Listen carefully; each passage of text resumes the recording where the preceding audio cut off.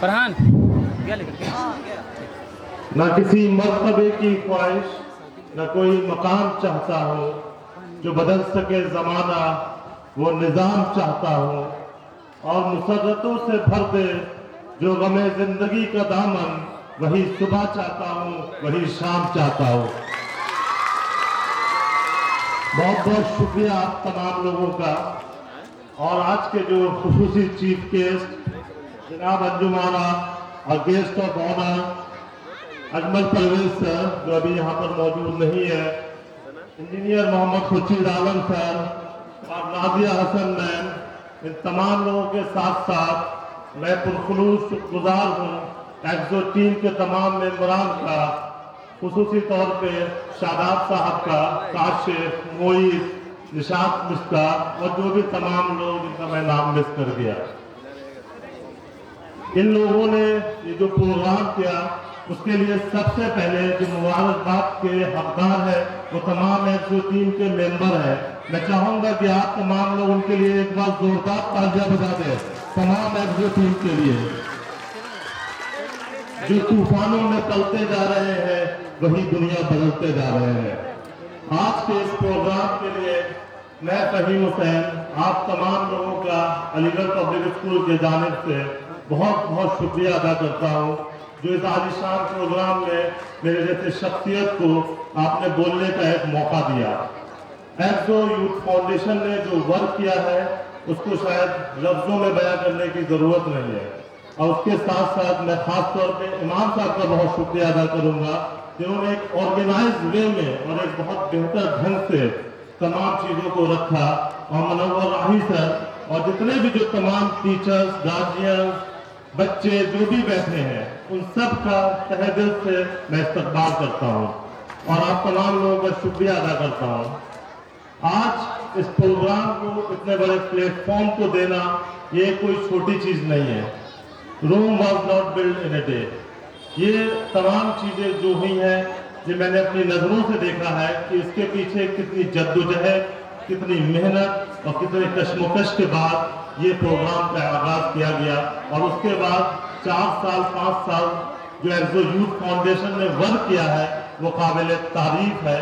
मैं चाहूंगा कि आप इनका सपोर्ट हर मुमकिन तौर पे करें और इनके हौसले और हिम्मत को बढ़ाएं और आपका एक छोटा कंट्रीब्यूशन हो सकता है हमारे समाज में एक बहुत बहुत बड़ा बदलाव ले आए।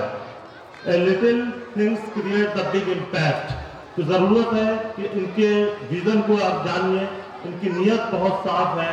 मैं इनसे 4 साल से जुड़ा हुआ हूँ और जो मैं इनका वर्क करने का स्पार्क देखता हूँ, जो इनका एनर्जी लेवल देखता हूँ, वो कहीं ना कहीं मुझे भी मोटिवेट करता है कि हम सब मिलकर पुकारेंगे तो लौट आएगा माजी, आओ मेरी आवाज से आवाज मिला लो, ये खामोश मिजाजी तुम्हें जीने नहीं देगी, इस दौर में जीना है तो कोहराम मचा दो।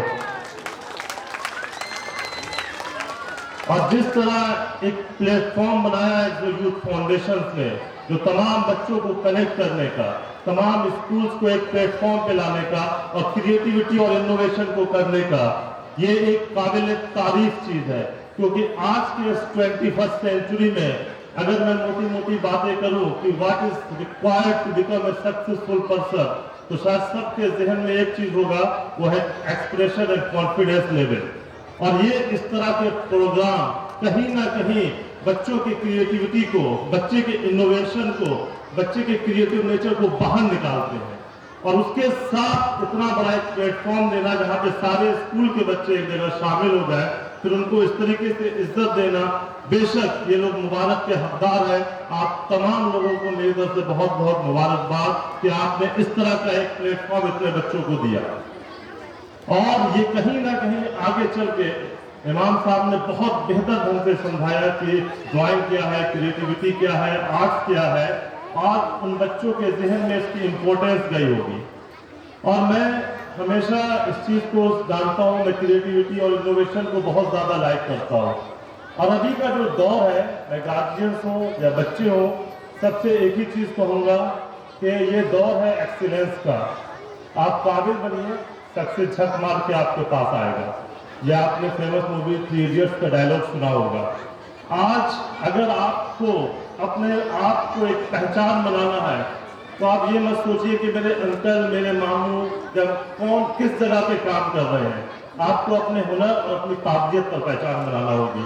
मैं आज देखता हूँ कि बहुत सारे लोगों के अंदर डिग्रीज तो बहुत आ रही है आज के वक्त में। लोग बीटेक कर रहे हैं, एमबीए कर रहे हैं, इवन बीएड पीएचडी कर रहे हैं, लेकिन जब हम स्किल्ड लोगों की ढूंढने की कोशिश करते हैं या उनके अंदर हार्डवर्क पाने की कोशिश करते हैं या सीखने की, तो वो आप नंबर इतने कम है जिन्हें आप उंगलियों पे गिन सकते हैं। और उसके बाद हम ब्लेम करते हैं कि मार्केट में जॉब नहीं है, मार्केट में अपॉर्चुनिटीज नहीं है। आप कोशिश कितनी कर रहे हैं? जो मार्केट डिमांड कर रहा है वो क्वालिटी आपके अंदर कितनी है? इस चीज पे कभी आपने गौर फिक्र किया? आज के इस दौर में अगर आपके पास एक लीडरशिप क्वालिटी नहीं है, कम्युनिकेशन स्किल नहीं है और लोगों को कैसे मैनेज करना है वो नहीं आता है, और उसके बाद आप ब्लेम हमेशा मार्केट में देते हैं। मैं ब्लेम में नहीं पड़ता हूँ कभी भी। मैं ये भी नहीं कहता हूँ कि पेरेंट्स की तरफ से गलती है, टीचर्स की तरफ से गलती है, मैनेजमेंट की तरफ से गलती है। ये तीनों को एक साथ मिल के काम करना होगा, चाहे वो पेरेंट्स हो, चाहे वो टीचर्स हो, चाहे वो मैनेजमेंट हो। और मेरा मकसद है कि जो कमियां हैं उसको दूर किया जाए और उसमें एक बेहतर रिजल्ट निकाला जाए। ब्लेम गेम से कभी कुछ नहीं हो सकता है। और सर सैयद अहमद खान का जो विजन था, जो मिशन था, उसी के मद्देनजर हम उनके विजन को बढ़ा रहे हैं। और मेरी ये कोशिश है, जब उन्होंने उस दौर में जब उन्होंने एक मॉडर्न एजुकेशन की बात की तो उनके ऊपर कत्ल का फतवा आ गया और इतनी फैसिलिटीज नहीं थी, और उन्होंने जाना कि अगर इस कौम को डेवलप करना है तो एजुकेशन को एक हथियार बनाना होगा। और उस चीज को लेके उन्होंने 1975 में 1920 में यूनिवर्सिटीज बनी और 1875 में मोहम्मद एग्रो इंडस्ट्रियल कॉलेज डाला। आज उसकी बुनियाद इतनी मजबूत है कि वहाँ के स्टूडेंट निकल के पूरी दुनिया के शोबे में एक इदारे को चला रहे हैं और बहुत सारी यूनिवर्सिटीज वहाँ से बनी। तो उस दौर में उस चीज को विजन को किया जा सकता था।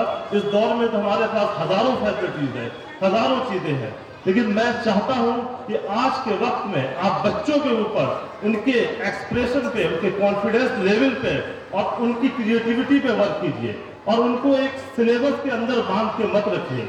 मैं खुद ये जब प्रैक्टिकल लाइफ में आया तो मैंने देखा कि 5th क्लास की मैथमेटिक्स से ज्यादा तो कोई मैथमेटिक्स यूज ही नहीं हुई। असल जो चीजें वो यूज हुई वो आपका इंग्लिश एक्सप्रेशन, लीडरशिप क्वालिटी, कितने लोगों के साथ मिलकर आप काम कर रहे हैं, वो चीजें यूज हुई। अभी एक सोनी पे एक बहुत अच्छा शो आता है, शार्क टैंक इंडिया। मैं जानता हूं कि बहुत सारे बच्चे उस शो को नहीं देखते होंगे, लेकिन मैंने देखा उसमें 17 साल के लड़के एक कंपनी को चला रहे हैं। क्यों? क्योंकि उनको उस तरह का एक पैटर्न दिया गया है, उनके डाइनिंग टेबल पे इस तरह की बातें होती है, आइडियाज की, क्रिएटिविटी की, इनोवेशन की, तो उन लोगों की सोच भी उतनी बड़ी है। हमारे बच्चे क्या है, हम लोग उसको एक कंफर्टेबल जोन में झोंक देते हैं, उसको बेइंतहा फैसिलिटीज दे देते हैं जो कहीं ना कहीं कल होके उनको हैंडीकैप बना देता है। अगर आज के वक्त में अगर आपको अपने बच्चों को बेहतर बनाना है तो उनको एक टफ टास्क दीजिए, टफ लाइफ दीजिए, उनको रियलाइज कराइए कि जिंदगी में जो सक्सेस है वो वर्ड आसान नहीं है, ये एक मुश्किल वर्ड है। और सक्सेस उसी को मिलता है जो मुश्किलों से लड़ता है, जो परेशानियों से लड़ता है, जो जद्दोजहद को पसंद करता है और जो अपनी पहचान खुद बनाता है। ये कभी भी ऐसी चीज नहीं है जो आपको खैरात में मिलेगी, ये आपको लेना पड़ेगा और उसको लेने का एक ही तरीका है, you work on your excellence. और जब आप अल्लामा इकबाल के बारे में उनको पढ़ाइए और सर सैयद अहमद खान के बारे में पढ़ाइए, बचपन से उनके अंदर इन चीजों को डालिए कि इल्म के साथ साथ उनके अंदर एक तरबियत पैदा हो। चले चलिए कि चलना ही दलील कामरानी है, चले चलिए कि चलना ही दलील कामरानी है, जो थक कर बैठ जाते हैं वो मंजिल पा नहीं सकते। तो मेरा आप तमाम बच्चों से, आप जहां भी पढ़ रहे हैं, जिस स्कूल में पढ़ रहे हैं, मैटर ये नहीं करता है, आपका वक्त जो है वो बहुत मुख्तसर है और आपके पास एक अभी बहुत बड़ी दुनिया देखना बाकी है। अभी के वक्त अपने पढ़ाई के साथ साथ आप अपने कम्युनिकेशन पे, अपने लीडरशिप क्वालिटीज पे, और अभी आपने देखा कि तनिष्क आया, तो being a student you must have the curiosity कि ये तनिष्क है क्या, क्यों आई, इसके साथ ये जो स्पॉन्सरशिप होता है ये वर्ड क्या है, वो स्पॉन्सर क्या वर्ड है। तो इस सब वर्ड्स को, इस टर्म्स को जानने की क्यूरियोसिटी जारी है। कहते हैं नॉलेज इज पावर। जितने आपके अंदर नॉलेज होगी उतने ही आप पावरफुल बनेंगे। तो हर तरफ से इल्म को लीजिए। अगर आप एक स्टूडेंट हैं तो एक अपना साइंटिफिक टेम्परामेंट रखिए। हर चीज के पीछे कॉज एंड इफेक्ट रिलेशनशिप को जानिए। जैसे सपोज आप कोई भी चीज देख रहे हैं, जैसे आप मानिए कि एक कार है, उसके टायर रबड़ के होते हैं, ट्रेन के जो है वो लोहे के होते हैं, तो क्यों होते हैं, क्या रीजन है उसके पीछे? इस क्यूरियोसिटी को मैं रिक्वेस्ट करूंगा पेरेंट्स से कि इस तरह का माहौल आप अपने घर में बनाइए। दूसरा है किसी भी स्कूल के ऊपर डेवलप रहिए, डिपेंड, वहां बच्चों को रेगुलर भेजिए स्कूल पे।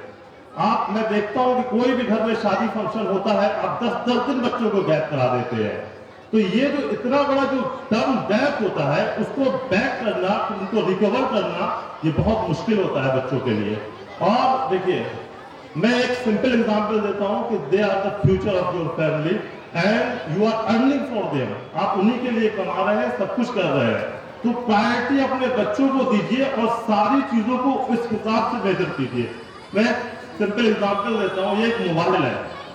अगर ये मोबाइल खो जाता है तो मेरी जिंदगी रही, या इसमें डिफॉल्ट आ जाता है तो ऐसे मैं हजारों मोबाइल खरीद सकता हूँ इंशाल्लाह। लेकिन अगर आपके बच्चे के अंदर डिफॉल्ट आ गया या उस बच्चे को सही वक्त पे सही चीज नहीं मिली, तो पूरी जनरेशन आपकी खराब